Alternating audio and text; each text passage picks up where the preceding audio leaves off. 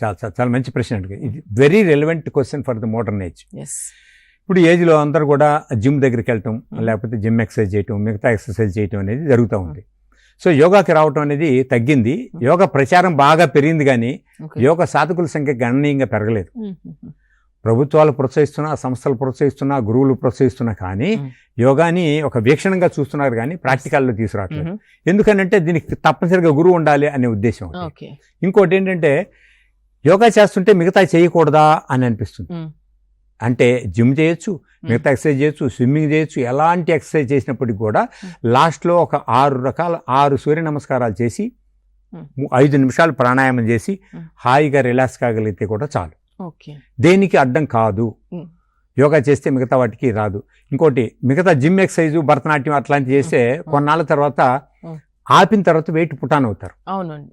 ఇక్కడ యోగాలో టెక్నిక్ ఏముందంటే, యోగా ఆర్గన్స్ మీద ప్రభావం చేసే లక్షణం దీనికి ఉంది కనుక ఎన్నాళ్ళు సాధన చేసినా 6 నెలలు 5 నెలలు మధ్యలో బ్రేక్ ఇచ్చినా సరే, మధ్యలో మాత్రం అర్ధాంతరంగా బరువు పెరగరు.